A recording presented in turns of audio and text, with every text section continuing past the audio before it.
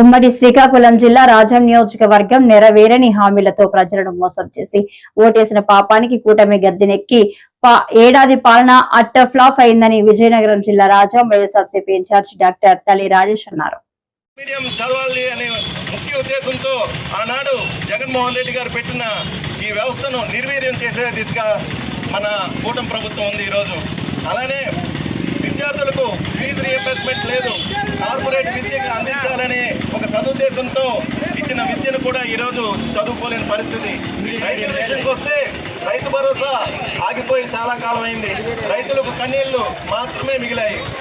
అలానే అప్పుల బారి చూస్తే మన రాష్ట్రంలో ఇప్పటిదాకా తీసుకున్న అప్పులు 1,50,000 కోట్ల రూపాయలు.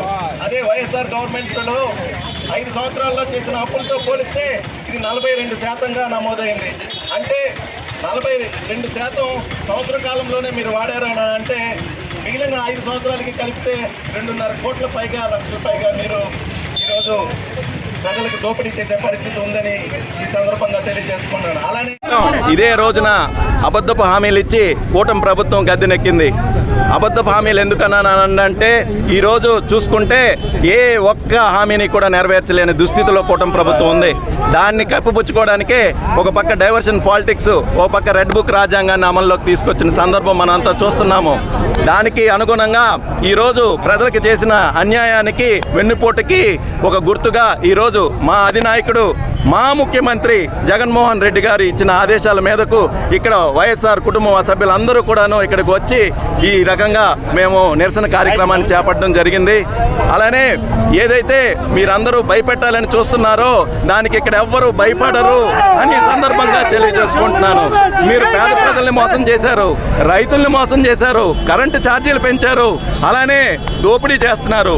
ఒక పక్క శాండ్, ఒక పక్క వైన్, ఇవన్నీ కూడాను ఒకప్పుడు ప్రభుత్వం చేపట్టిన కార్యక్రమాలు. ప్రభుత్వంకి ఖజానాకి వచ్చిన ఆదాయాన్ని మీరు జోబులు నింపుకోవడానికి ఈరోజు వాడుకుంటున్నారని సందర్భంగా తెలియజేసుకున్నాను. అలానే శ్రీవారి జోలికి వచ్చారు, లడ్డు అన్నారు, మీకు వెంటనే దేవుడు ముట్టికాయలేశాడు, సుప్రీంకోర్టు కూడా ముట్టికాయలేసిన సందర్భం ఉంది. మీరు చేసిన తప్పుదాల వలన భక్తులు ఎంతోమంది చనిపోతున్నారు. హిందూ ధర్మం పరిరక్షిస్తామని అంటున్నారు, కానీ భక్తులు చనిపోతే ఎవ్వరూ మాట్లాడడం లేదు. ఈరోజు మనుషుల్ని పక్కన పెట్టండి, మన శ్రీకూర్మంలో టాటాయిస్ని అంటే వాటిని కూడా సంరక్షించడానికి మీకు టైం లేకుండా పోయింది, డబ్బు లేకుండా పోయింది. చాలా సిగ్గుచేటు. ఇదే కాకుండా దళితుల మీద, మైనార్టీల మీద మీ ప్రతాపం చూపిస్తున్నారు. ఎంపీల మీద, చివరికి ఐపీఎస్ ఆఫీసర్లను కూడా, ఎవరైతే సంజయ్ గారు అయితేనేమి, సునీల్ కుమార్ గారు అయితేనేమి, వాళ్ళ మీద కూడా మీరు ప్రతాపం చూపించి వాళ్ళని రోడ్డు మీద నిలబెట్టిన సంఘటనలు ఈరోజు చూస్తున్నాము. అలా ప్రతి రంగంలోనూ మీరు వైఫల్యం చెందుతూనే ఉన్నారు. మేము అడిగితే మా గొంతు నొక్కే ప్రయత్నం మీరు చేస్తున్నారు. సోషల్ మీడియా యాక్టివిస్టుల మీద 79 కేసులు పెట్టారు. చివరికి మీడియాను కూడా మీ యొక్క కంట్రోల్లో, ఆధీనంలోకి తీసుకోవాలని చూస్తున్నారు. ఏదైతే ప్రత్యక్ష ప్రసారాలు ఉన్నాయో వాటిల్లో సాక్షి ఛానల్ని, TV9ని, వీటిని ఆపి మీరు మరింత దిగజారే పని చేశారని సందర్భంగా తెలియజేసుకుంటున్నాను. మీరు ఎన్ని రకాలుగా మీరు పచ్చ మీడియా వాడినా సరే మా యొక్క ఈ ప్రభుత్వంకి వ్యతిరేకమైన చర్యలు ప్రతిదీ కూడాను ప్రజలు గమనిస్తూనే ఉన్నారు. ప్రజలందరికీ తెలిసింది, అందరూ బాధపడుతున్నారు. మేము చాలా తప్పు చేశాము, ఈరోజు ఎన్నో మోసపూరితమైన హామీలు, అందులో కొన్నైనా చేస్తారనుకున్నాం కానీ ఒక్కటి చేయలేదు అని చెప్పి ప్రజలు మా దగ్గర వాపోతున్న సందర్భాలు కోకొల్లలుగా ఉన్నాయి.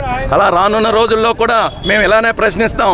మీరు ఎన్ని గొంతులు నొక్కుతారో నొక్కండి, కానీ చివరికి వైఎస్ఆర్ కాంగ్రెస్ పార్టీ ప్రతి కార్యకర్త గొంతు విప్పే రోజు వస్తుంది, ప్రతి ప్రజలు మాట్లాడే రోజు వస్తుంది. దానికి మీరు సిద్ధంగా ఉండండి. ఎవరైతే అధికారులు ఉన్నారో ఈరోజు ద్వంద్వ ప్రమాణాలు పాటిస్తున్నారు, వైఎస్ఆర్ కాంగ్రెస్ పార్టీ కార్యకర్తల మీద ఇష్టం వచ్చినట్టు కేసులు పెడుతున్నారు. అన్నీ కూడాను మేము గుర్తుపెట్టుకుంటాం, ప్రతి దానికి కూడాను బదులు తీర్చుకుంటాం.